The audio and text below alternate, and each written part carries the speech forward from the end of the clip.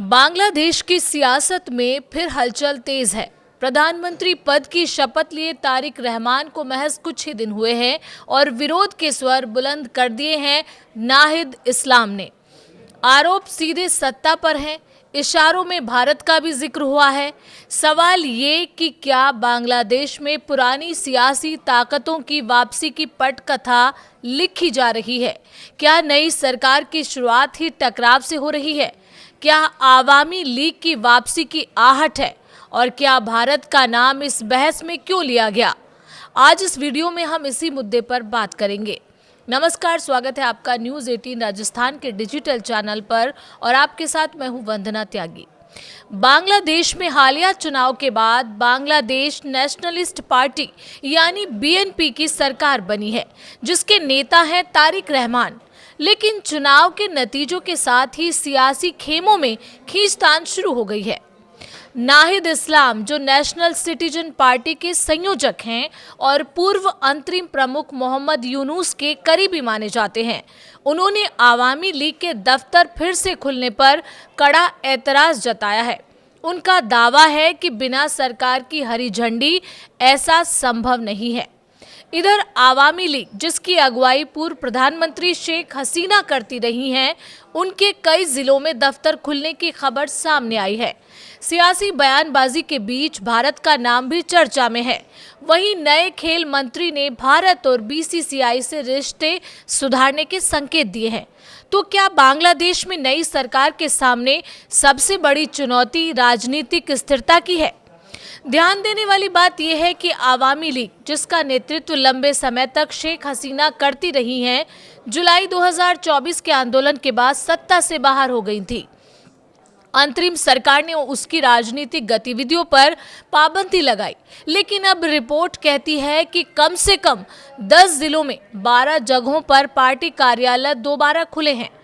खुलना, नोआखाली और बुरगुना जैसे इलाकों में कार्यकर्ताओं ने ताले तोड़े हैं, राष्ट्रीय ध्वज फहराया है, बगबंधु शेख मुजीबुर रहमान और शेख हसीना की तस्वीरों पर पुष्पांजलि अर्पित की है और जय बांग्ला के नारे लगाए हैं।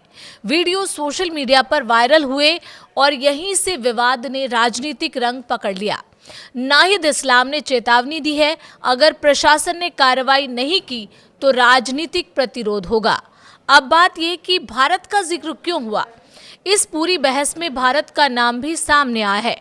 नाहिद इस्लाम का आरोप है कि चुनाव में भारत, आवामी लीग और बीएनपी के बीच किसी तरह की समझ थी। हालांकि इस दावे का कोई आधिकारिक प्रमाण सामने नहीं आया है। इधर दूसरी तरफ नए खेल मंत्री अमीनुल हक ने संकेत दिए हैं कि भारत के साथ संबंध सुधारना प्राथमिकता होगी।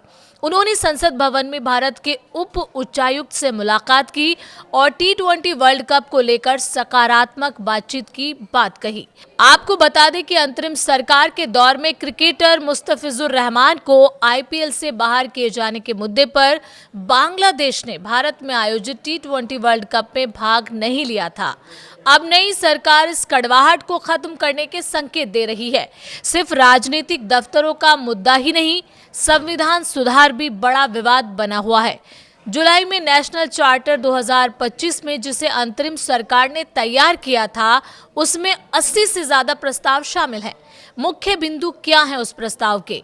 उस प्रस्ताव के मुताबिक महिलाओं की राजनीतिक भागीदारी बढ़ाना, प्रधानमंत्री कार्यालय की सीमा तय करना, राष्ट्रपति की शक्तियों को मजबूत करना, न्यायपालिका की स्वतंत्रता सुनिश्चित करना, 350 संसदीय संसद के साथ 100 सदस्य उच्च सदन का गठन। इस चार्टर को 60% से ज्यादा मतदाताओं ने समर्थन दिया था, लेकिन बीएनपी सांसदों ने संविधान सुधार परिषद में शपथ लेने से इनकार कर दिया। नाहिद इस्लाम का कहना है, सुधार परिषद के बिना संसद निरर्थक है। वहीं बीएनपी का तर्क है कि प्रक्रिया और व्याख्या पर गंभीर मतभेद है। नाहिद इस्लाम ने 50 सदस्यीय मंत्रिमंडल पर भी सवाल उठाए हैं। उनका दावा है कि करीब 62% मंत्री और राज्य मंत्री व्यवसायी पृष्ठभूमि से आते हैं। उन्होंने कहा, व्यवसायी होना अपराध नहीं, लेकिन विविध पेशों से प्रतिनिधित्व होना चाहिए था। साथ ही राष्ट्रीय सुरक्षा सलाहकार खलीलुर रहमान को मंत्रिमंडल में शामिल करने पर आपत्ति जताई गई। तो तस्वीर साफ है, नई सरकार, पुराना अविश्वास, संविधान सुधार पर टकराव, आवामी लीग की सक्रियता, भारत के साथ रिश्तों पर नई दिशा की कोशिश। बांग्लादेश इस वक्त राजनीतिक संक्रमण के दौर में है।